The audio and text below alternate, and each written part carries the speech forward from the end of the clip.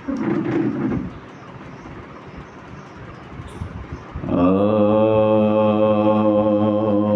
शांति शांति शांति।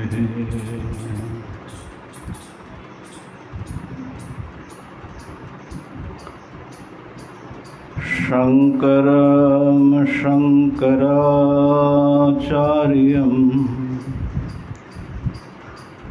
केशवं बादरायणं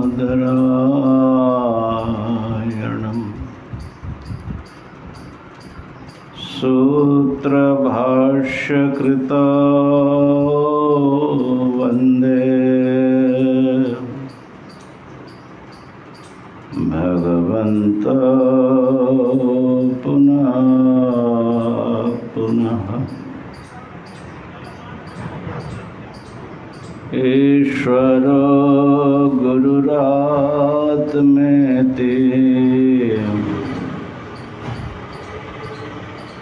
मूर्तिभेद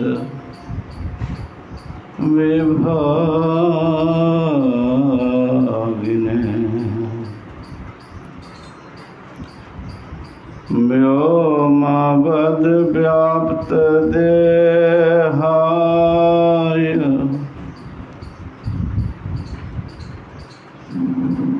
दक्षिणामूर्तये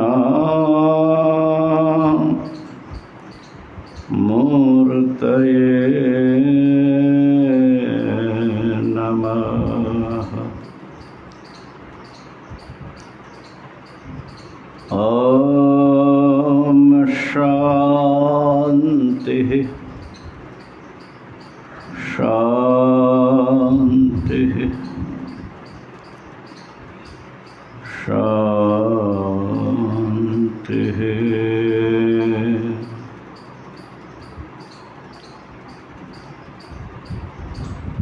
हरि ओम हरि ओम।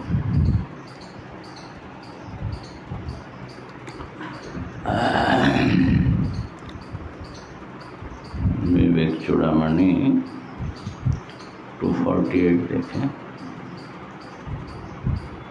नेदं नेदं कल्पितत्वान्न सत्यं नेदं नेदं कल्पितत्वान्न सत्यं रज्जो दृष्टव्यालवत् स्वप्नवच्च रज्जौ दृष्टव्यालवत् स्वप्नवच्च इत्थं दृश्यं साधुयुक्त्या व्यपोह्य इत्थं दृश्यं साधुयुक्त्या व्यपोह्य ज्ञेयः पश्चादेकभावस्तयोर्यः ज्ञेयः पश्चादेकभावस्तयोर्यः नेदं नेदं कल्पितत्वान्न सत्यं रज्जौ दृष्टव्यालवत् स्वप्नवच्च इत्थं दृश्यं साधुयुक्त्या व्यपोह्य ज्ञेयः पश्चादेकभावस्तयोर्यः। महावाक्यार्थ को समझने के लिए नेति नेति इस वाक्य के द्वारा जो द्वैत का निषेध किया गया है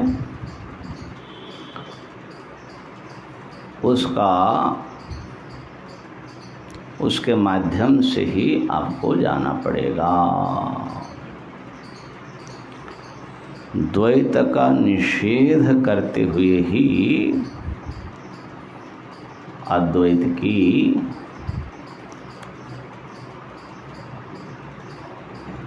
जो प्रतिपत्ति है, ज्ञान है, वो उत्पन्न होता है। और वो द्वैत जो है क्या है? एक है जीव भाव और एक है ईश्वर भाव। ये जीवत्व और ईश्वरत्व, एक छोटा अहम और एक बड़ा अहम, ये जो है द्वैत हैं। तो नेति नेति वाक्यार्थ को समझने के लिए ये नेति नेति बात जो आई है वो आई है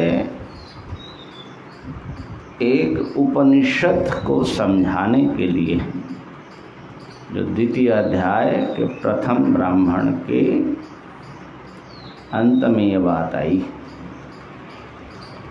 तस्य उपनिषत् सत्यस्य सत्यम इति। तस्य माने ब्रह्मात्मनः, जिसका वर्णन किया गया ब्रह्मरूप आत्मा, उसका ये उपनिषद है सत्यस्य सत्यम, समीप ले जाने वाला शब्द। उपनिषद का अर्थ भाष्यकार ने किया उपसमीपम निगमयति इति अविधायकः शब्दः। ब्रह्म के निकट पहुंचाने वाला, पहुंचा देने वाला जो अविधायक शब्द है, वाचक शब्द हैं, उसको उपनिषद यहाँ पर कहा। तो सत्यस्य सत्यम कहा कि सत्यस्य सत्यम ये जो है ब्रह्म के निकट ले जाएगा। बोले हाँ, शास्त्र प्रामाण्यात्, शास्त्र प्रमाण है, वो खुद ही बता रहे, श्रुति की उपनिषद है। तो इसका अर्थ यह है कि सत्य के सत्य, सत्य का सत्य है ब्रह्म। इसको समझेंगे तो ब्रह्म समझ में आएगा। और श्रुति बता रही है कि सत्य का सत्य, पहला सत्य कौन है जिसमें षष्ठी विभक्ति लगी है? प्राणावई सत्यम। ये जो हमारे प्राण हैं, इंद्रियां हैं, यह है सत्य।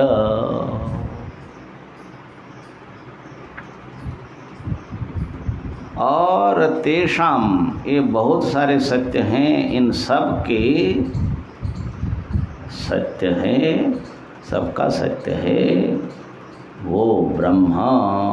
कौन है ब्रह्म? जिससे ये सब कुछ उत्पन्न हुआ। तो इस प्रसंग में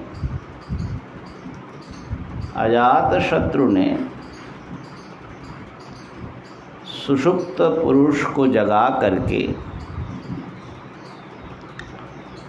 ये बताया कि ये जो विज्ञान आत्मा है, यही विज्ञान आत्मा सुषुप्ति में अपने स्वरूप में सोता है।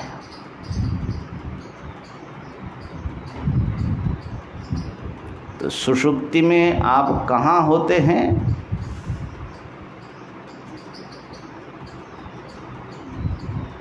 अपने में, स्वम अपितो भवति।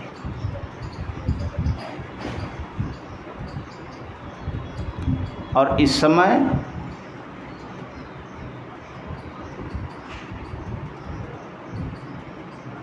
समय आप अपने में है कि नहीं?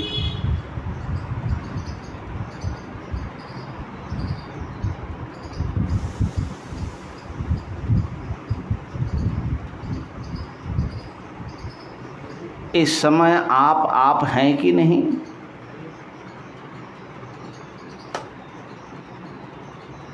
अगर इस समय आप नहीं है, कोई दूसरा है, तो दूसरा कैसे अपने को पाएगा? प्रश्न समझ में आया?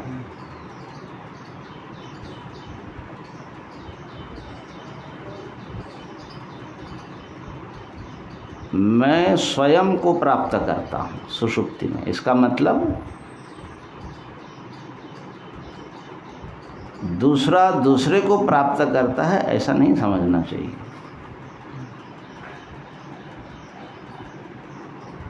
मैंने इसलिए ये बता रहे हैं कि ऐसी भ्रांति होती कि उस समय तो मैं असली मैं में होता हूँ, असली मैं होता हूँ, इस समय मैं जो है कोई दूसरा चीज़ हो जाता है। हाँ, कुछ आप बता रहे थे। माने जागृत आदि जो अवस्था है सुषुप्ति भिन्न, हाँ हाँ वहाँ पर भी मैं तो मैं ही होता है, हाँ, परंतु मैं के साथ और बहुत सारी चीजें जो मैं नहीं है वो भी जुड़ करके प्रतीत होती है। और सुषुप्ति में जब मैं होता है तो वो बहुत ज्यादा प्योर में होता है। अब जो है अभी भी मैं ही है, परंतु उसके साथ शरीर जुड़ा है, प्राण जुड़ा है, इंद्रियां जुड़ी है, बल्कि चेतना बाहर निकल करके बाह्य पदार्थों के साथ भी जुड़ा है। ओरिजिनल है, परंतु मिक्सर पदार्थ है, तो मिक्स बहुत कुछ है। ये प्योरीफाइड होते होते होते होते होते होते जाकर के सुषुप्ति में जो है एक अज्ञान को छोड़ करके फिर बहुत और कुछ बचता नहीं है। इसलिए वो जो स्वम अपीतो भगवती वाला अभी भी सोई है, परंतु अभी भी बहुत सारे मिक्सर के साथ है, ऐसा लगता है। वो तो ठीक है, ऐसा तो लगता है, लेकिन मेरे प्रश्न का अभिप्राय जो है स्वम अपितो भवति, ये जो व्यक्ति है इस समय विज्ञानात्मा, कर्ता भोक्ता, ये अपने को प्राप्त करता है। इन शब्दों के थोड़े डेप्थ ज़रा देखिए, बहुत बार मिस कर देते हैं। अपने को प्राप्त करता है। Is it possible?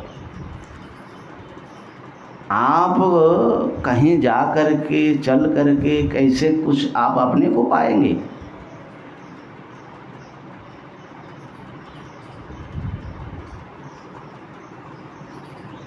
क्या आपको प्राप्त करना देश काल वस्तु सीमा को अतिक्रम करना पड़ेगा? माने किसी और देश में, किसी और काल में, किसी और परिस्थिति में आप अपने को प्राप्त करोगे। यदि कहो कि इस समय मैं अधूरा हूँ, उस समय पूरा हो जाता हूँ, कुछ इस ढंग की बात शायद आपने की। इस समय भी अधूरा भी नहीं बल्कि एक्स्ट्रा, समय तो बराबर तात्पर्य नहीं था, तो पूरा ही है। अच्छा, एक्स्ट्रा है। तो एक्स्ट्रा जो है वो आप है कि कोई दूसरा है?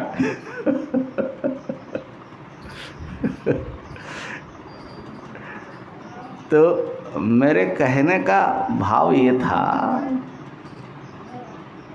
कि हमारा फोकस ऐसा हो जाता है कि उस सुषुप्ति में वो जो है वो मेरा स्वरूप है, ये नहीं है, ऐसा समझेंगे तो ये स्वपीति का अर्थ ही छोड़ना पड़ेगा।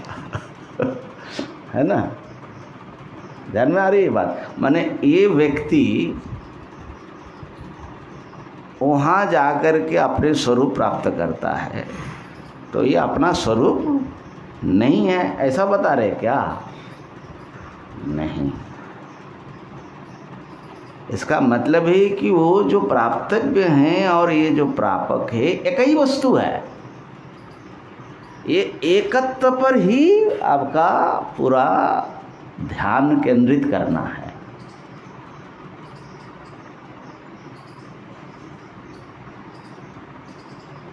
नहीं तो स्वयं को प्राप्त करता है। ये इसकी ब्यूटी है। तो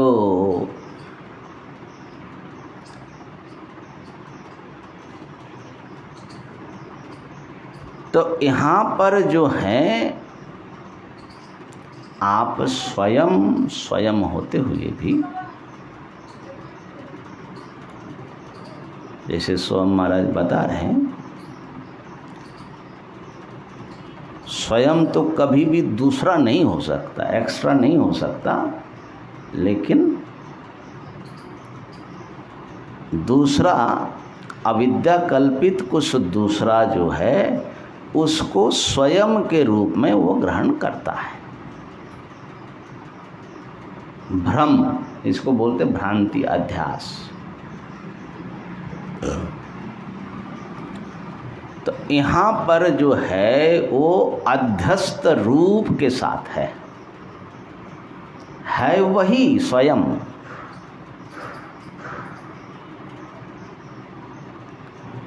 तो वो अध्यास जो है वहाँ विलीन हो जाता है, ड्रॉप्ड होता है।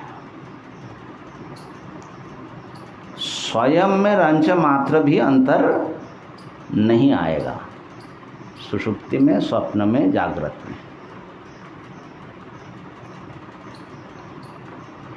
तो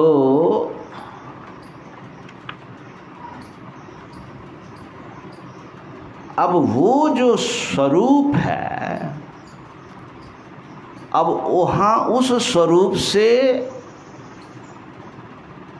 ये सारा विश्व चराचर जैसे अग्नि के विस्फुलिंग, अग्नि से चिंगारियाँ निकलती, ऐसे निकला।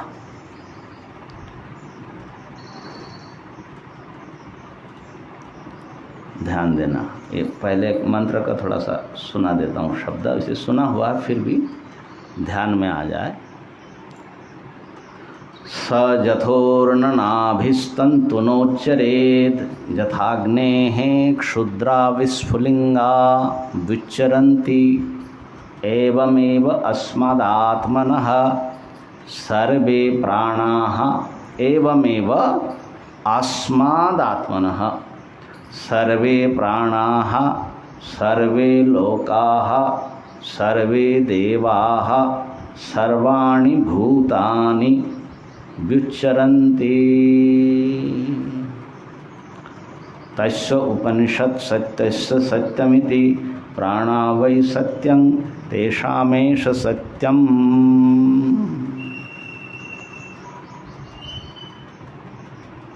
तो जैसे उर्न नाभि अपने से ही तंतु निकल करके जालिका बनाकर तंतुओं के सहारे विचरता है, अग्नि से जैसे अनेक छोटे छोटे विस्फुलिंग निकलते हैं, एवमेव इसी ही प्रकार अस्माद आत्मनः, इस आत्मा से, इस आत्मा से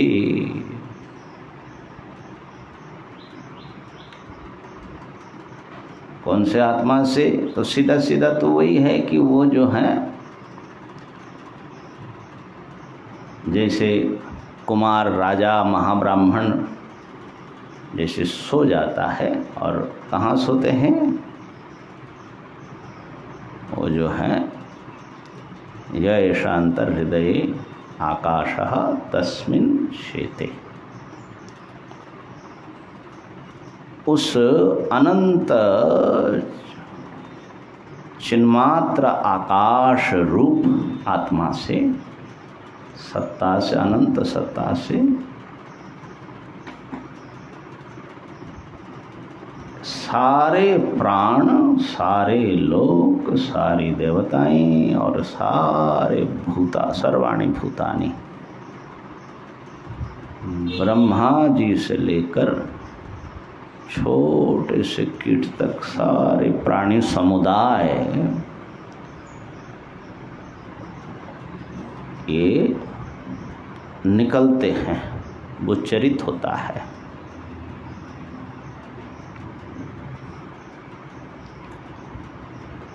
तो एक तो ये बात है जैसे कोई व्यक्ति अपना जब हम विचार करते हैं तो व्यक्ति मेरी जो सुषुप्त सत्ता है, जो देश काल वस्तु से अप्रविभक्त एक सत्ता है, जहाँ से ऐसा मालूम पड़ रहा है कि ये मैं आया हूँ,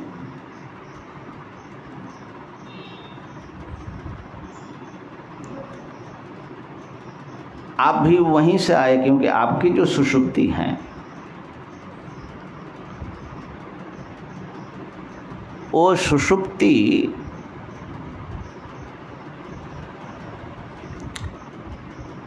मेरी सुषुप्ति से कितना भिन्न है। आप सो करके जहाँ पहुँचे, जिस अनुभूति में पहुँचे, मैं सो करके जिस अनुभूति में पहुँचा, दोनों अलग अलग जगह पहुँचे थे।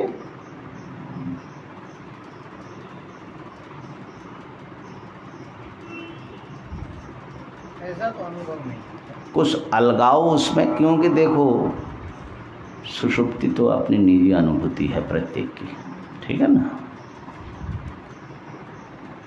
लेकिन जब आप कहते कि हम गहरा सो गया था, तो आप क्या कह रहे हैं हम समझ रहे हैं। कैसे समझ रहे हैं? वो तो किसी को दिखा नहीं सकते, कैसे समझते हैं? सिमिलर एक्सपीरियंस, एक अंतर ज्ञान हमारे भीतर है, वही गया है समझे ना। तो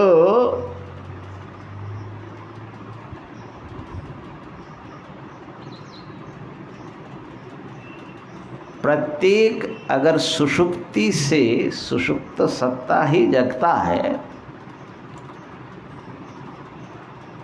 तो सब एक ही सत्ता से, क्योंकि वैयक्तिकता का विकास तो जगने से होगा, वहाँ तो कोई व्यक्ति का ट्रेस नहीं मिलता, बाउंड्री नहीं है ना। और जैसे कि हम लोगों ने विचार किया, हम जब सोए, कहाँ सोए, किस देश में, इस दुनिया में कहीं थे, जैसे भूताकाश में थे, कौन से काल में थे, और किस रूप में थे, ये सब डिज़ॉल्व हो जाता है ना। इसलिए सुषुप्ति के दृष्टांत को अद्वैत के लिए उपनिषद में बहुत जगह पर बताया। जो सुषुप्ति की बात जब करते हैं तो उसमें बहुत बार तीन चीज़ मुख्य रूप से उसमें आती हैं। अद्वैतत्वम, दृष्ट्यलोपः, आनंदैक स्वभावतः। सुषुप्ति में द्वैत नहीं, ये वार्तिक का, बृहदारण्य वार्तिककार का है। अद्वैतत्वम, वहाँ पर दृष्टा दृश्य का विभाग नहीं है। आप वहाँ कुछ देखते हो और देखने वाला अलग है, ऐसा कुछ नहीं है। दृष्टि अलोपः, लेकिन सुषुप्ति में भी आपका स्वरूपभूत दृष्टि विलुप्त नहीं है। नहीं द्रष्टुर दृष्टिर अविनाशित्वात्, वहाँ पर भी चैतन्य रूप दृष्टि का विलोप नहीं होता। और आनंदयिक स्वभावता, मेरा जो स्वभाव है, इस समय जो हम अपने को क्रियाकारक फलात्मक पाते हैं, सुखी दुखी, बूढ़ा जवान, स्त्री पुरुष, ऐसा जो हम समझते, ये हमारा स्वभाव बिल्कुल नहीं है। हमारा स्वभाव तो जब ये सारा ड्रॉप हो जाता है सुषुप्ति में, तो क्या होता है, आनंदयिक स्वभाव होता है, एकमात्र आनंद। सारे दुख वहाँ पर समाप्त। अतिघ्निम आनंदस्य गत्वा, इससे मालूम पड़ रहा है कि ये दुख जो है आपको जागृत स्वप्न के उपाधियों के निमित्त आता है। दुख आपके सत्ता में, आपके स्वरूप में है नहीं। अगर आप दुखी हो रहे हैं तो अपने स्वरूप को भूल करके, स्वरूप में दुख होता तो सुषुप्ति में भी आपको दुख रहता। इसका मतलब किसी निमित्त से आप दुखी होते हैं, और वो निमित्त जो है अविद्या, काम, कर्म आदि है, देह इंद्रिय संयोग आदि है, प्रतिकूल अनुकूल परिस्थितियां हैं। तो ये तीन चीज़ समझाने के लिए सुषुप्ति का दृष्टि। यहाँ भी अतिघ्निम आनंद इससे गत्वा, तो परमानंद रूपता, आनंदयी का स्वभावता बतलाने के लिए यहाँ भी बताया। तो ऐसे सभी प्राणी, अगर प्राणी है तो वो स्वप्न देखता है कि नहीं देखता है पता नहीं, लेकिन सोता जरूर है और जागता जरूर है। क्योंकि छोटा कीट होगा तो खाने पीने के लिए वो चेष्टा करके थकेगा और सोएगा जरूर। स्वप्न देखने लायक वो है कि नहीं ये तो पता नहीं सोता जरूर है। लेकिन हमारे गौरी कृष्णा स्वप्न देखते हैं, ऐसा लगता है। वो सोने के बाद सो करके ऐसा ऐसा करता है, घबराता है, ऐसा माने बाहर से कुछ लगता है। लेकिन एकदम छोटे कीड़ों में क्योंकि मेमोरी तो उनमें उतना डेवलप नहीं है, तो इसीलिए पता नहीं सपना हो तो शायद ना देखे लेकिन सोएगा ज़रूर और फिर नींद से जगेगा जरूर। तो सबके सब सुषुप्ति से माने सुषुप्ति से जगते हैं। इसका अर्थ है जो सुषुप्त आत्मा है वही सोर्स ऑफ एवरीथिंग है, वही ब्रह्म है। यतो वायुमानी भूतानि जायन्ते। तो उसमें उससे खाली ये एक वैयक्तिक चेतना निकल करके मैं रूप में आते हैं ऐसा नहीं समझना। ये सारे हम जो है मेरे अपने ही आत्मा से निकला है, और सारा विश्व, ये जो विश्व है ये एक अनंत सत्ता से ही ये आई है, क्योंकि सत्ता के ही टुकड़े हैं। तो अग्नि के जैसे टुकड़े कैसा होता है, अग्नि स्वभाव होता है कि नहीं। चिंगारी अगर आपके हाथ में पड़ेगा तो जलाएगा कि नहीं जलाएगा, जलाएगा, वो दाह प्रकाशक है। इसी प्रकार ये चिंगारियां हैं उस अनंत ब्रह्म की, सारा विश्व चराचर। इसका मतलब क्या है? मतलब है कि समस्त नाम रूप में अग्नि के समान वो ब्रह्म सत्ता ठसाठस भरा है। ये उत्पत्ति की बात द्वैत समझाने के लिए नहीं कर रहे, यहाँ जो कह रहे उसी से आत्मा से निकली ये सारी चीज़। अच्छा, आत्मा से अनात्मा निकल सकती है क्या? ज़रा बताइए। क्या जल से जो कुछ तरंग निकलेगा वह जलात्मक ही होगा कि नहीं होगा? पृथ्वी से जो कुछ निकलेगा वो माटी होगा कि नहीं होगा? तो जिससे जो निकलेगा वो तत्स्वभावी ना होगा। तो आत्मा से सब कुछ निकला, तो इसका मतलब क्या है?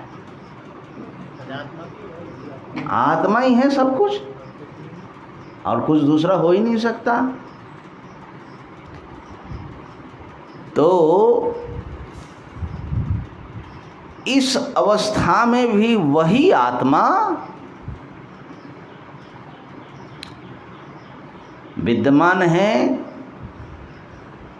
खाली ऐसा लगता है कि बहुत सारी चीज़ें हैं, क्योंकि हम नाम रूप में अटके हुए हैं। जो आरोपित नाम रूप है, ये वृक्ष के दृष्टांत से हम लोगों ने बहुत दिन विचार किया कि कैसे वो वही सत्ता जो है, अनंत सत्ता ही कैसे वृक्ष रूप में हमको भासता है। ठीक है ना। तो सर्वाणि भूतानि बुच्चरन्ति, इसलिए ये सिद्ध होता है कि आत्मा एव इदम सर्वम, आत्मैव इदम गुम सर्वम। बृहदारण्यक में आएगा, मैत्री ब्राह्मण में इसके आगे, इदम सर्वम जदयम आत्मा। आत्मा बारे द्रष्टव्य आदि कह करके वो कह रहे हैं कि ये जो सब कुछ है ये सब आत्मा है, तुम हो।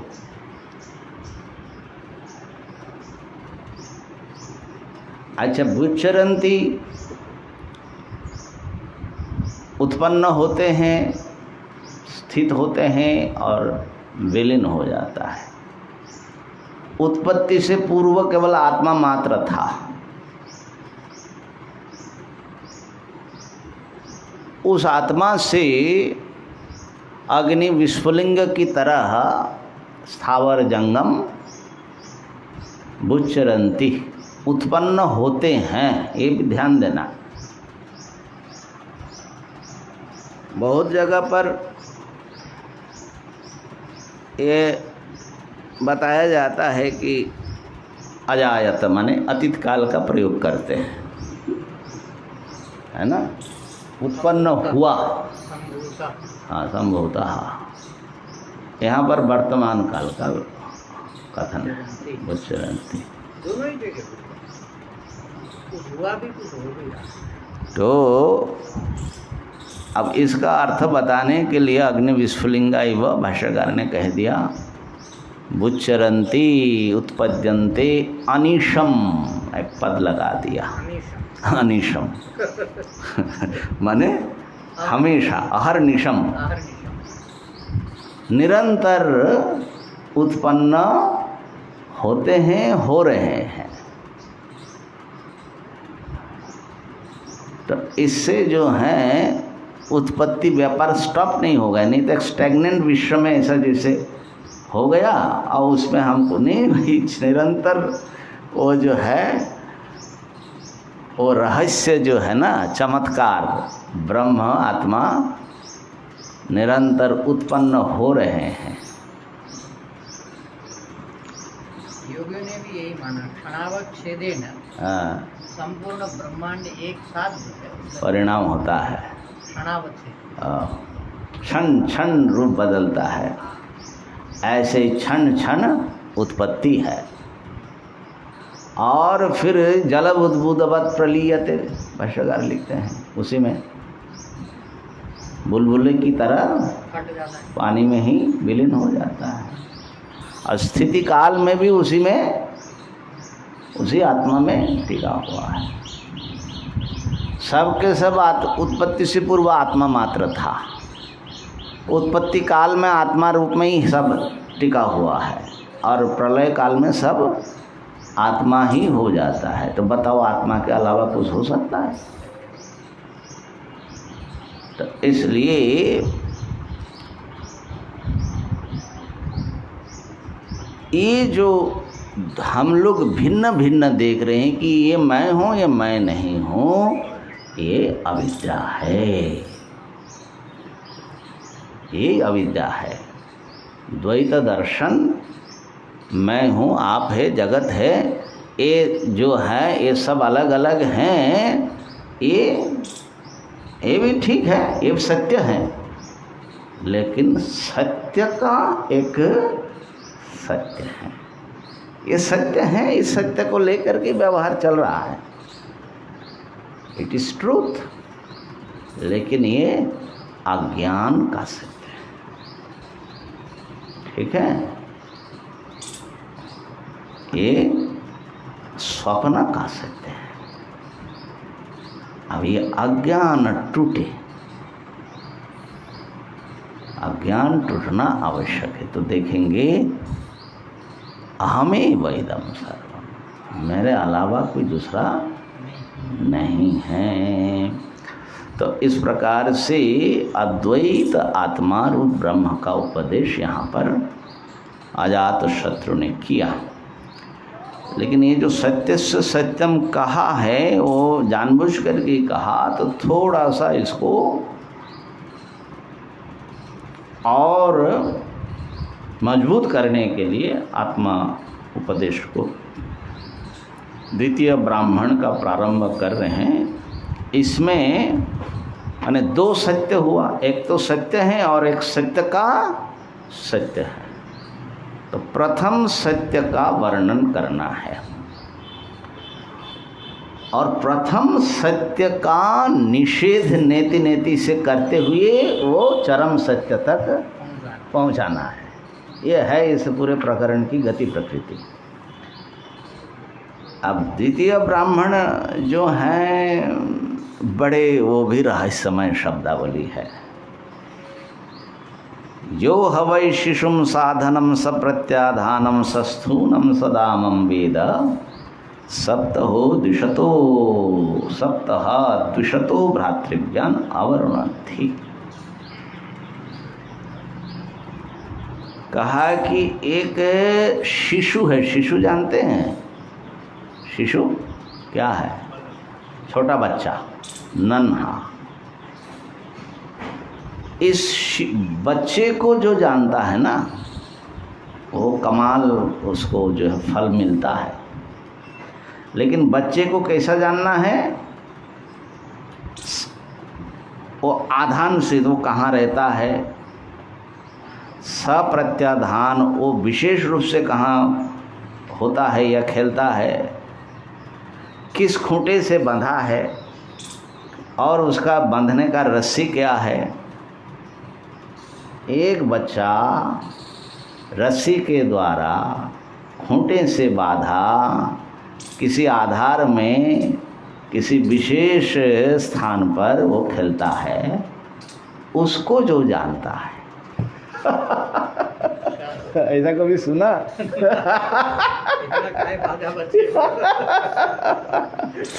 अच्छा महाराज, उसको जानने से क्या होगा? कहा कि जो तुम्हारा सात सबसे बड़ा दुश्मन जो तुमसे, जिनसे तुम द्वेष करते हो, जो तुम्हारा दुश्मन है, शत्रु है, साथ है, कौन है? बोले तुम्हारे भाई के लड़के, भ्रातृव्यान। अच्छा, भाई के लड़के ही व्यक्ति का सबसे बड़ा दुश्मन होता है। अगर ये बात में आपको कुछ संदेह है तो धृतराष्ट्र को देख लेना, जिंदगी भर जो है। हाँ, कमाल की बात है भाई। उपनिषद भी जो है, माने हम ये कह रहे हैं कि वो तो जो तत्व है वो तो आएगा, लेकिन इनके शब्दों की चमत्कार, इनके वर्णन की चमत्कार अगर आपने नहीं ध्यान दिया तो उसका माने वो मिसिंग हो जाएगा। वो इस भाषा में क्यों वर्णन कर रहे हैं? सप्तहो द्विशतो भ्रातृव्यान, सात जो है आपके द्वेष जिनसे आप करते हो या जो आपसे द्वेष करते हैं, इन सब को आप मार डालते हो। अवरुणद्धि, उनको जो है आप विनाश कर देते हो। कहा कि महाराज हमारे भाई के लड़के तो नहीं है, इनका क्या करेंगे, कैसे मारेंगे, क्यों मारेंगे? अब महात्माओं का क्या भाई का लड़का है भैया? मत सुनो, आपके भी भाई के लड़के हैं। ये जो सात आपके इंद्रिय है ना, अभी आगे आएंगे, दो आँख, दो नाक, दो कान, मुख, है ना, ये निरंतर विषयों में वो विचरण कर रहा है। और ये इससे बड़े दुश्मन आपके कोई नहीं है। और वो आपके भाई के लड़के कैसे?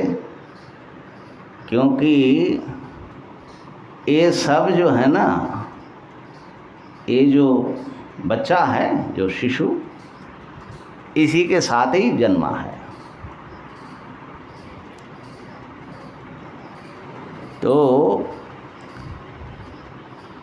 प्राण जो है, ये प्राण के साथ ही इंद्रियों का विकास होता है, ठीक है ना। तो प्राण जो है, अगर आप प्राण जैसे विज्ञान आत्मा, तो विज्ञान आत्मा और प्राण यदि भाई है तो उसके लड़के हो जाएंगे प्राण के ये सब इंद्रियां। और जो हैं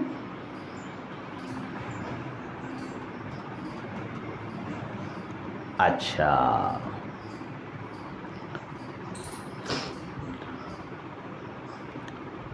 तो कहा कि महाराज वो बच्चा कहाँ मिलेगा? कहा कि अयम वाव शिशुर योयम प्राण। ये जो निरंतर आपके जीवन को, शरीर को जीवित रखने वाला जो प्राण है, मध्यम प्राण माने मुख्य प्राण, वही बच्चा है, समझे। वो छोटा बच्चा है। क्यों? जैसे छोटे बच्चे में राग द्वेष अप्ररूढ़ है, काम या भोग में वो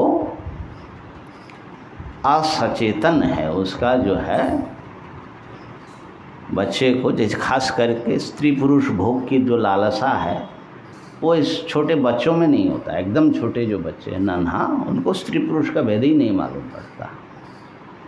तो ये जो छोटा बच्चा, ये प्राण है ना, ये प्राण छोटा बच्चा है, इसको भी किसी भी विषय की भोग की इच्छा उसको नहीं है। उसको खाली भोजन मिलना चाहिए, पानी मिलना चाहिए, बस इतना ही। तो ये छोटा बच्चा है महाराज। इस छोटे बच्चे का जो जानता है ना, माने ध्यान करता है, तो प्राण उपासना की भी बात आ जाएगी। और ये बात प्राण उपासना की बात अन्य उपनिषदों में भी है, नाना प्रकार से है। और उसका एक बड़ा फल ये जो है इंद्रियों पर, राग द्वेष पर आपका वश हो जाता है। जब आप प्राण के साथ रहने लगते हो तो आपकी जो है ना इंद्रियां भोग तृष्णा छोड़ देता है। ये बहुत बड़ी चीज़ है। मेरे ख्याल से ये अध्यात्म साधक के लिए ये बहुत एक आवश्यक साधन बता रहे हैं। कई महात्मा जो है और कई साधक जो है श्वास की साधना करता है और उससे उनके जीवन में बहुत संयम जो है आता है। हम जहाँ जाते गंगा तट पर घूमने, वो जो 10 नंबर घाट पर टेवराम घाट है ना, तो वहाँ टेवराम जी की बहुत सुंदर सुंदर वाणियाँ लिखे हैं। तो एक वाणी है, साधु संत सब पूज्य है, सबको करूं प्रणाम, सांसों में पर रमे रहे, सदगुरु टेऊ राम। उनके चेले ने लिखा, उनका उपदेश था, सांसों में रमे रहे। और सांसों में चाहे हम सब मंत्र के द्वारा हो या अपने जप के द्वारा हो या श्वास का, जैसे बौद्ध लोग बोलते हैं कि पानापान हो, है ना, सांस की गति को देखना, या प्राणायाम हो। उनका तो शायद सांस सांस में जप ही था, सांसों में पर रमे रहे। लेकिन बहुत गहरा उपदेश है ये, श्रुति सिद्ध उपदेश है। अगर और उससे जो है खाली आपका बाहरी राग द्वेष कम हो जाता है, इतना नहीं है, शरीर भी स्वस्थ होता है। शरीर के भीतर की चीज़ों का ये जो चक्र आदि है, इसके ज्ञान होने लगता है और मन एकाग्र हो करके आपको आत्मदर्शन का योग्य बनाता है। हाँ, प्राणायाम का एक फल योग सूत्र में बताया ना, क्षीयते च प्रकाशावरणम। कितनी बड़ी बात है। हम लोग तो सोचते प्राणायाम से खाली शरीर की शुद्धि होती है, लेकिन हमारे मन की शुद्धि होती है। हमारे ज्ञान पर जो आवरण पड़ा है वो छंटता रहता है। हाँ, ये बहुत बड़ा फल है। तो इसलिए शिशु को जो है ना, बच्चे को बड़े प्रेम से लालन पालन करो। ठीक है ना। और तस्य इदमेव आधानम इदम प्रत्याधानम, कहा इदम माने आधानम माने ये तुम्हारा शरीर, इसी में है ना प्राण। अब प्रत्याधान क्या है? प्रत्याधान जो है ये है तुम्हारा मस्तक, इसकी चर्चा अभी आएगी। और जो हैं वो प्राणः स्थूना अन्नं दामः, इंद्रिया जो हैं खूंटे हैं, इस खूंटे से उसको बांध के रखा है। और घोड़े को जैसे ना पड्डी से शंकुन ऐसा वर्णन आता है ना, वो खड़ा था। और अन्न जो है वो रस्सी है। अन्न जो है ना, ये शरीर के साथ में प्राण को बांध करके रखा है। शरीर इंद्रियों के साथ प्राण को बांध के रखा है। अच्छा, एक और बात है, एक जो है उल्टा लोटा है। उल्टा लोटा मतलब एक लोटा है जिसके नीचे से उसके छेद हैं और ऊपर से वो गोल मटोल है। ठीक है।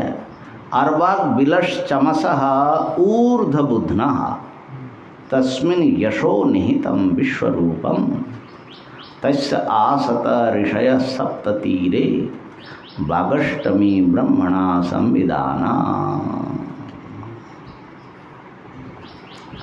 ये जो नीचे की ओर छेद वाला अर्वाग बिल, चमस, चमस माने घट समझ है ही नहीं।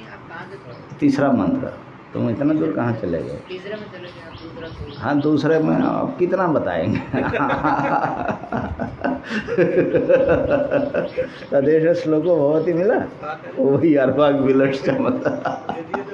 असल में इसको हमको बताना भी अभिप्राय नहीं था, क्योंकि हमको तो तृतीय ब्राह्मण में जाना है, लेकिन थोड़ा सा इसको ले करके जा रहे हैं। तो अर्वाग बिलश चमस, चमस माने हैं वो जो सोम रखने वाला पत्र होता है, माने वो जो है अर्वाग बिलश चमस। लेकिन ये चमस होता क्या है? नीचे की ओर उसका पैदा होता है, ऊपर की ओर छेद होता है। नहीं बोले, एक उल्टा है। उल्टा चमस। हाँ, छिद्र नीचे हैं। अरे महाराज सब गिर जाएगा। नहीं गिरता है, देखो। अच्छा, उसके भीतर कुछ रखा है क्या? हाँ, तस्मिन् यशो निहितम विश्वरूपम। ये विश्व रूप माने सब रूप में देखने वाला यश जो है उसमें निहित है। हाँ। अच्छा, उसमें जो है ना 7 उसके ऋषि उसके तीर में तप कर रहे हैं। हाँ, सप्त ऋषयः तीरे तस्य तीरे आसत। 8वां भी है वाक। ऋषि कहाँ हैं? वाग अष्टमी। और वाक तो वो जो 8वें ऋषि है ब्रह्मणा संविदाना, ब्रह्म से संवाद करने वाली। ये है महाराज अर्वाग बिल चमस, है ना। तो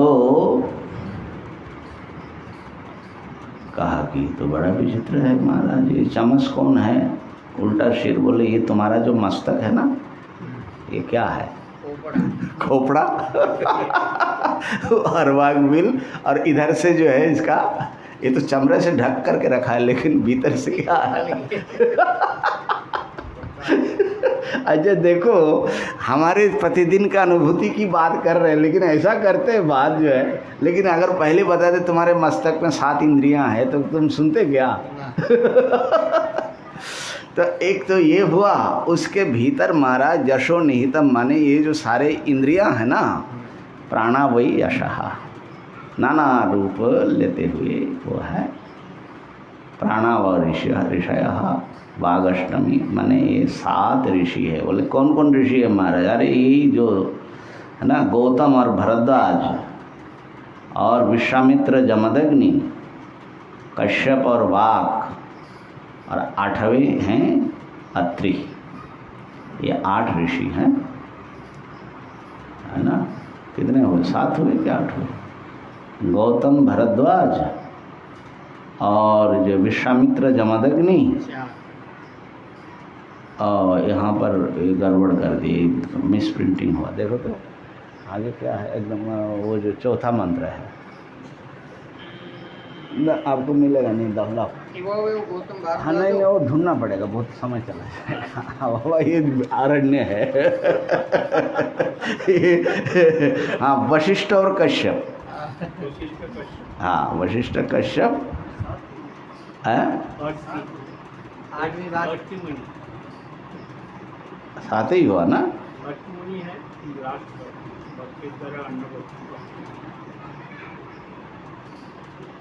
नहीं, 8 होना चाहिए तो।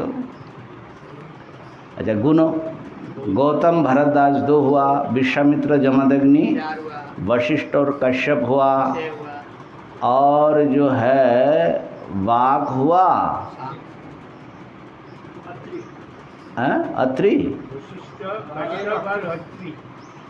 हाँ, लेकिन ये कहाँ गया, माने 8 कहाँ से हुआ फिर? अरे भाई, ये तो गड़बड़ कैसे हुआ?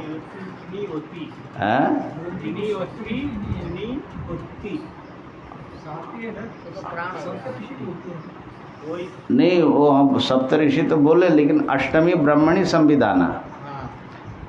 अच्छा, 7 को ही वो जो है 8वां बता रहे क्या? हाँ, 7 ऋषि रहते हैं।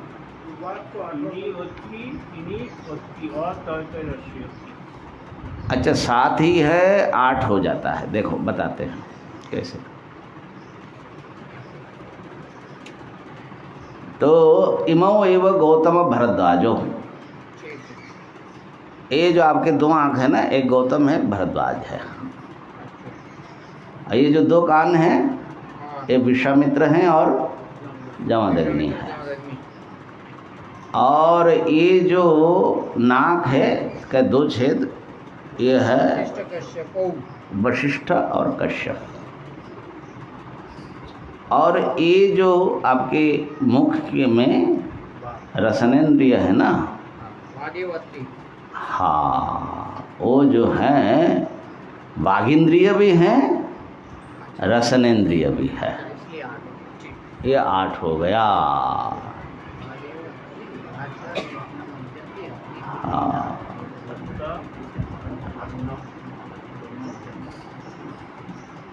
तो कहने का अर्थ ये है कि ये सब ऋषि लोग हैं, ठीक है ना। ये जो है उल्टे लोटे के भीतर जो है उसके तट में तपस्या कर रहे हैं। तो इस प्रकार से इन ऋषियों के साथ जो है, ये सप्रत्याधान के साथ और इसके साथ जो बच्चे को जानता है उसको तो बहुत बड़ा फायदा होता है। अब आइए तृतीय ब्राह्मण। हो गया 12 बज गया क्या? अरे बजने वाला है।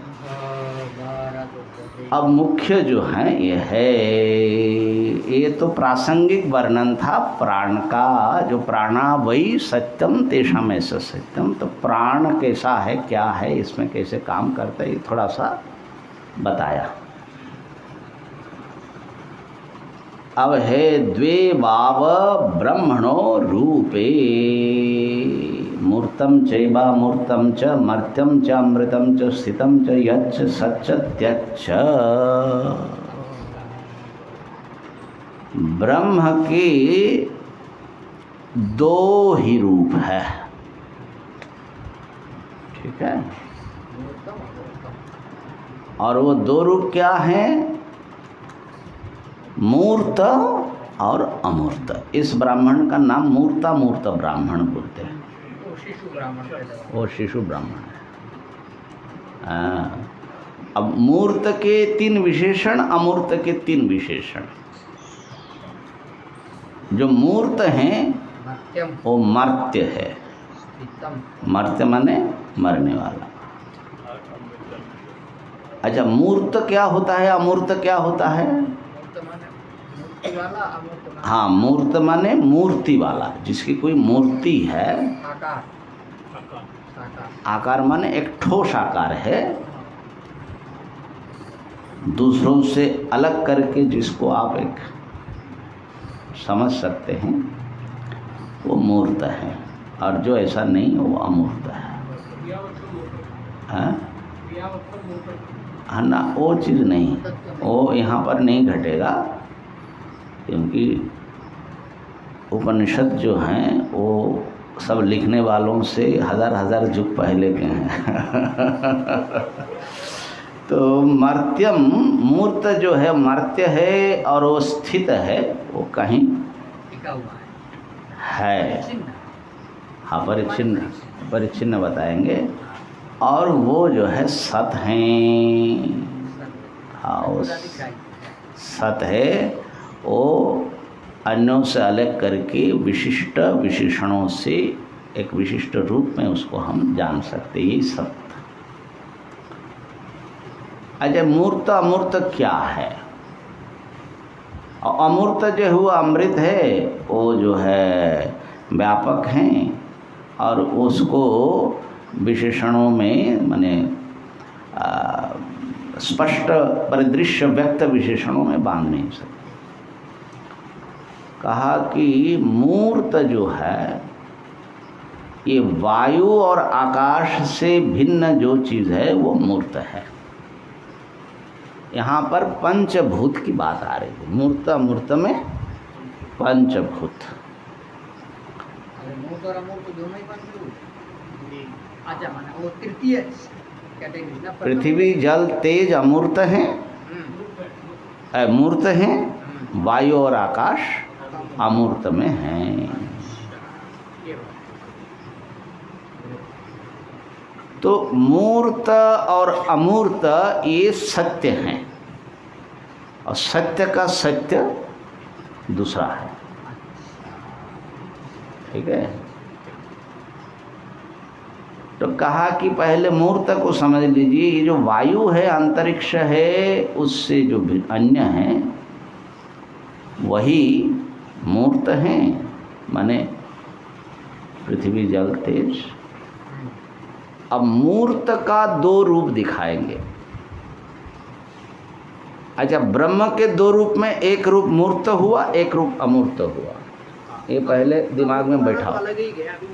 अभी मूर्त में भी दो विभाग है। एक अध्यात्म में, माने आपके अपने शरीर में, और एक समष्टि में अधिदैवत रूप में।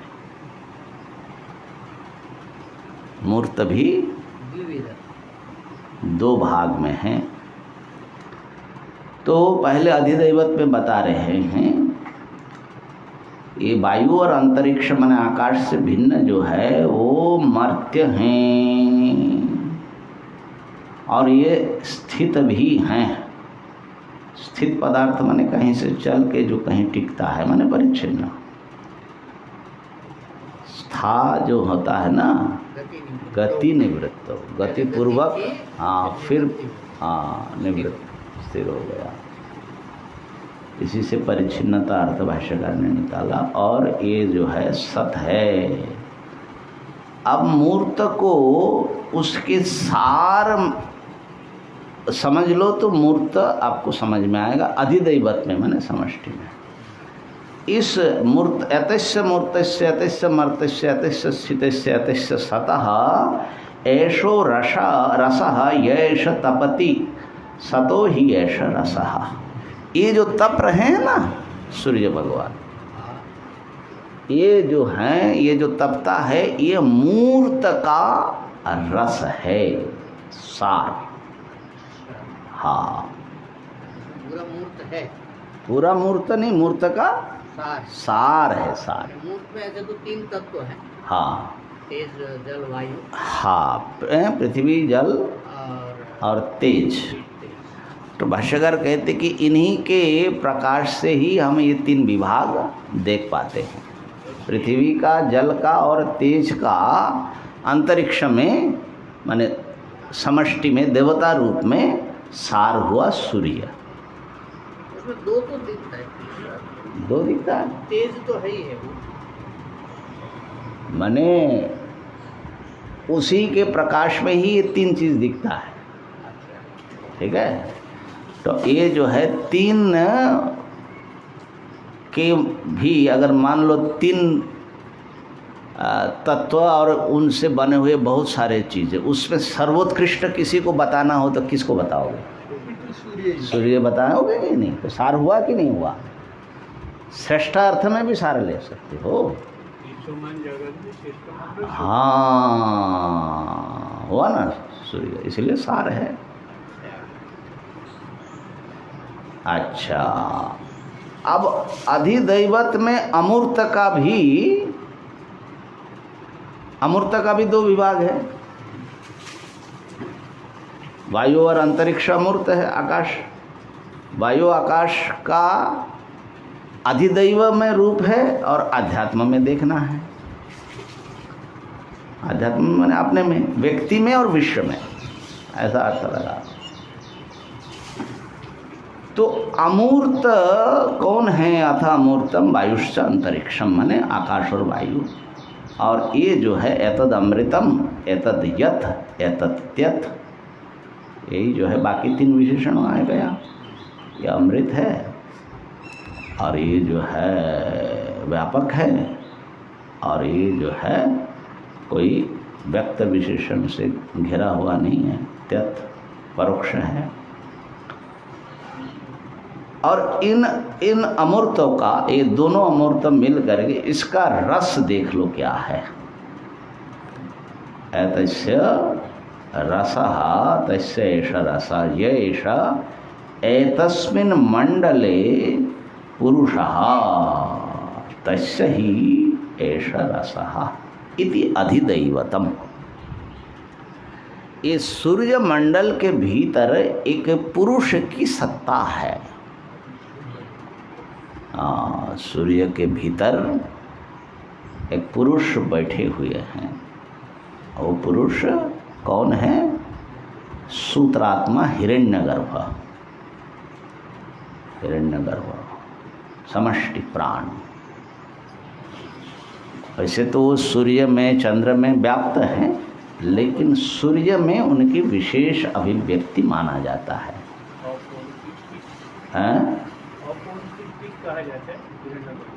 क्या चीज? हिरण्यगर्भ अपंचीकृत है, ठीक है, हिरण्यगर्भ अपंचीकृत है। हाँ, अपंचीकृत, यहाँ तो पंचीकृत अपंचीकृत का भेद नहीं कर रहे, 5 ले रहे हैं ना, ठीक है ना। अच्छा, हाँ, अमूर्त को त्यथ, सत माने प्रत्यक्ष, त्यथ माने परोक्ष, और स्थित के साथ यत का, स्थित माने परिच्छिन्न और यत माने व्यापक। नहीं, पहले ही देखो ना, पहले मंत्र देख लो तो उससे मिल जाता है। 2 जोड़ा दिया ना, मूर्त अमूर्त, मर्त्य अमृत, स्थित यत और सत्यत। अच्छा, तो इस इति अधिदैवतम, अधिदैवत में मूर्त और अमूर्त को हमने समझ लिया उनके सार के द्वारा कि किस प्रकार ये है। मूर्त जो है सूर्य भगवान हैं, और माने मूर्त सूर्य का भगवान का माने मूर्तों का सार सूर्य भगवान है, और अमूर्तों का सार जो है हिरण्यगर्भ प्राण है, पुरुष है, मंडल में रहने वाला पुरुष। अथ अध्यात्मम, अब अपने में आओ। आपका मूर्त जो है, बोले यहाँ पर भी शरीर के आरंभक जो भूतत्रय हैं, पृथ्वी जल तेज, ये तो मूर्त हो गया। और उसका सार क्या है? यत् चक्षुः, इसका सार जो है शरीर क्या है? मूर्त 3 भूतों का एक पिंड है। उसका सार क्या है? कहा कि आँख है, चक्षु। चक्षु जो है किसी व्यक्ति का सार माना जाता है। और ऐसा माना जाता है कि इसमें जो है व्यक्ति की ज़्यादा उपस्थिति होती है। उपनिषदों में ऐसा वर्णन है, व्यवहार में भी प्रायः ऐसा दिखा जाता है ना। कोई आपसे बातचीत कर रहे लेकिन आपसे आंख नहीं मिला रहे हैं तो होगा नहीं बात, माने फिर संवाद नहीं बनेगा। खाली नहीं है, माने मेरे ख्याल से अनादर भी समझ में आएगा, आंख नहीं मिलाना।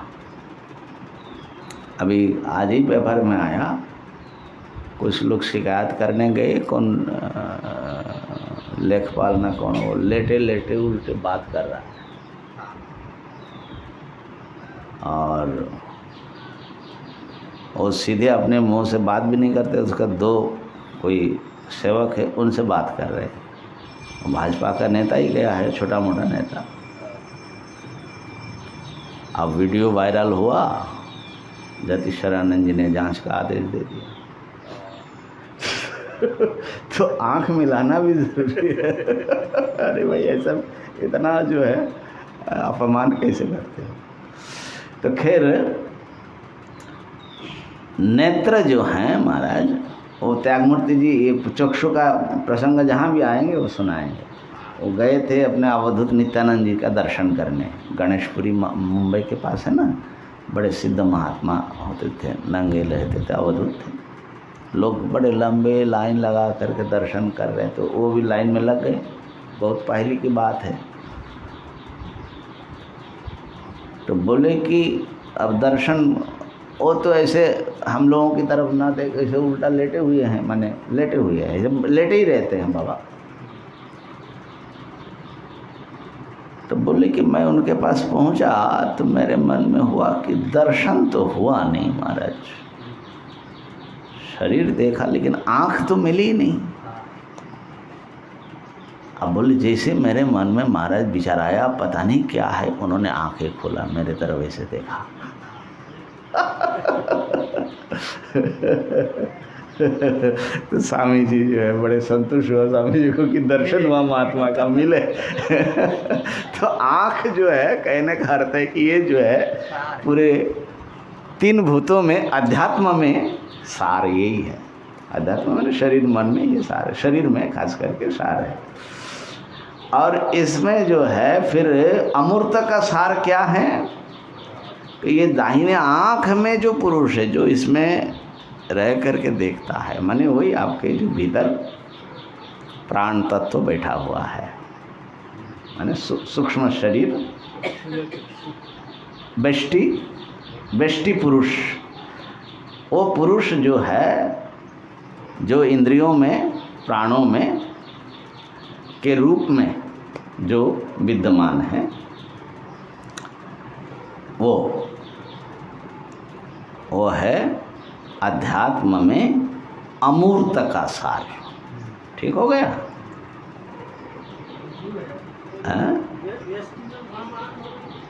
व्यष्टि में प्राण, आपका जो प्राण है ना, सूक्ष्म शरीर सप्तदश अवयव वाला, उसको, उस पुरुष को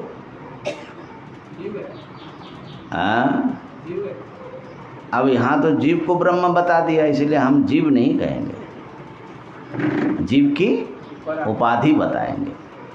ठीक है ना? तो अब ये जो पुरुष जो बताया, चाहे अध्यात्म में हो चाहे अधिदैव में हो, इस पुरुष के महाराज तस्य हेतस्य पुरुषस्य रूपम, इनके बड़े विचित्र रूप है। कैसे रूप है इसके? यथा महाराजनम वासः, जैसे हल्दी हरिद्राज से रंगा हुआ पीला वस्त्र हो। यथा पांडवाविकम, जैसे जो ऊन होता है ना भेड़ के, उसका जैसा रंग वाला हो। यथा इंद्र गोपः, जैसे बरसात में लाल लाल कीड़े उत्पन्न होते हैं ना, ऐसा रक्त वर्ण हो। यथा अग्निरर्ची ही, अथवा जैसे अग्नि की ज्वाला है ऐसा हो। यथा पुंडरीकम, पुंडरीकम जैसा बहुत खूबसूरत कमल हो। यथा सकृत विद्युतम, अथवा जैसे एक बार बिजली चमका तो एकदम उस चमक से सब दिख जाता है ना, ऐसा इस पुरुष के जब सकृत विद्युत एव हवा श्रीर्भवती एवं वेद, जो ऐसा जानते हैं उसका भी सकृत विद्युत जैसा सर्वज्ञता प्राप्त हो जाती है, फट से चमकता है उसको। ये इसका भाष्यकार ने कहा ये सब जो है हमारे वासनाओं के कारण जो रूप पुरुष के होते हैं, वो हमारा जो मन आदि अंतकरण आदि है ना, तो महारजनम वासः, ये भी जो है पीला वर्ण जो है वासंती रंग है, बसंत का प्रतीक है। ये जो है थोड़ा रजगुण तो है इसमें। एक प्रेम वर्णने पर ऐसा होता है, यथा पांडव आविकम, अथवा जैसे जो है थोड़ा मटमैला होता है, ऊन एकदम सफ़ेद नहीं होता लेकिन फिर भी प्योर है थोड़ा सा। ऐसे ही स्वाध्याय आदि काल में जैसे हम लोगों का अभी इस समय हमारी चेतना कैसा रूप में है, थोड़ा थोड़ा सात्विक है कि नहीं, और जब किसी विषय से वो बहुत राग रखता है, चिंतन में मग्न है, तो यथा इंद्रगोपः, रक्त वर्ण जो होता है वो राग का उद्बुद्धक राग। यथा अग्निरर्ची ही, अग्नि की ज्वाला, अग्नि प्रकाश तो देता है, वो ज्वाला जलाता भी है। जैसे कोई विद्वान हो ना, क्रोधी विद्वान हो,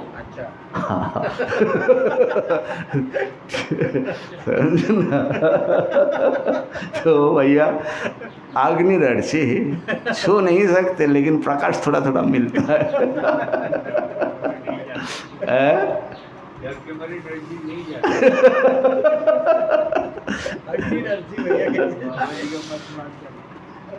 ये सब असल में हमारे हर व्यक्ति के ये अपने में भी ये सब नाना रूप लेते हुए देखेंगे, लेकिन ऐसे नाना व्यक्तियों का स्थायी भाव भी है ये सब। यथा पुंडरीकम, खिला हुआ कमल, भक्ति समाधि जप में तल्लीन और भगवत भक्ति में आप जो है डूबे हुए हैं, कैसा मन होगा उस समय आपका, उसका रूप कैसा होगा, कमल जैसा, खिला हुआ पवित्र कमल जैसा। और यथा सकृत विद्युतम, ऐसा चमका विद्युत सब प्रकाश कर दे, ये हिरण्यगर्भ की बुद्धि है।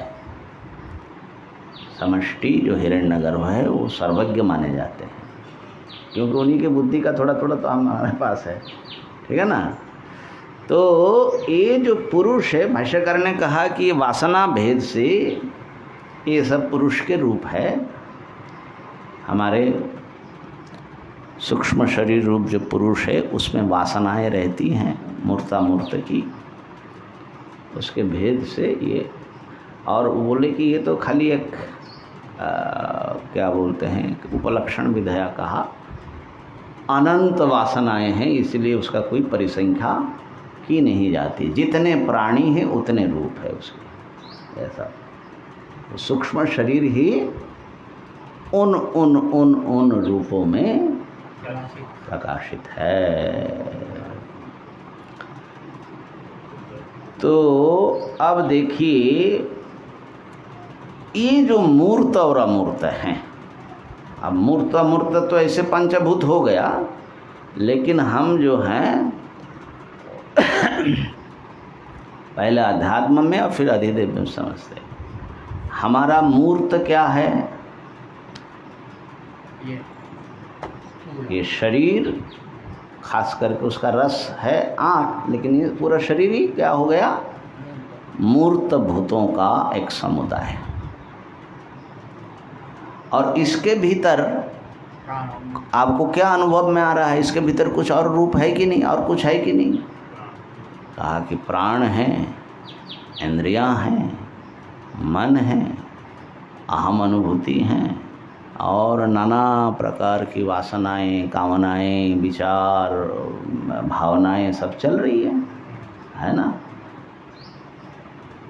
इसके भीतर जो पुरुष बैठा हुआ है, देखिए इतना, माने उसके रहने से ये शरीर जो है कामकाज करता है, हिलता डुलता, देखता सुनता सब कुछ है, फिर भी लोग उसको नहीं मानते हैं। माने इतनी जड़ बुद्धि हो जाती है, देह को ही सब कुछ मानता है। इसके भीतर जो एक सूक्ष्म सत्ता बैठी हुई है, अनुभव में आता है निरंतर, है ना? तो सूक्ष्म सत्ता ये है अमूर्ता।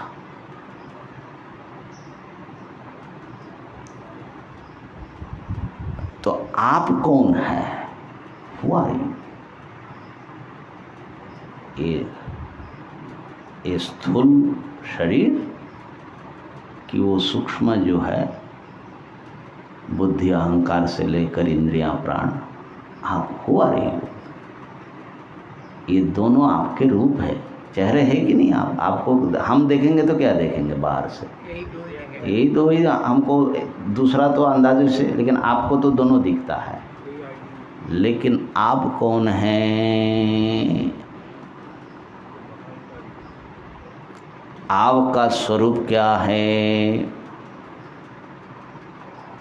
ओहो, तो इन दोनों को निषेध करना पड़ेगा, न इति और न इति। जिस दिन दोनों का ठीक से निषेध करोगे तो अपना स्वरूप शेष रहेगा। इसलिए तो है ना इति और ना इति। नहीं, हम मैंने कह रहे हैं, वो तो उसमें भी, वो तो नेति नेति में वो दोनों को समेटना है ना। और वो सारा विपसा अर्थ लेकर के सबका निषेध कर रहे हैं, अभी बता रहे हैं। लेकिन ये दो पुरुष आया ना, अब उसके आगे माने ये मूर्त अमूर्त देख लिया ना, और उधर जो है ये सूर्य तो सार है, लेकिन ये पूरा ब्रह्मांड देह आ गया मूर्त में, आधिदैविक मूर्त में। और उसके भीतर जो है हिरण्यगर्भ के रूप में ये सारे विश्व के नियम श्रृंखला आदि सब कुछ चल रहा है, नियमों के रूप में सूत्रात्मा हर पदार्थ के भीतर घुसा हुआ वो सत्ता, समष्टि प्राण। अब ये जो मूर्त और अमूर्त हैं, इन मूर्त और अमूर्त ये दोनों जो है ये पंचभूत के ही, सूक्ष्म पंचभूत के ही रूप है। इन दोनों का नाम है सत्य। ये प्राण और वो प्राण, प्राण कहने से यहाँ पर देहादि अपने आप आएगा।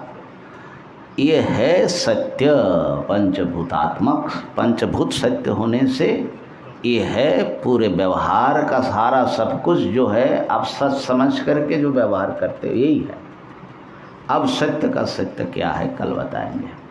ओम पूर्णमदः पूर्णमिदं पूर्णात् पूर्णमुदच्यते पूर्णस्य पूर्णमादाय पूर्णमेवावशिष्यते।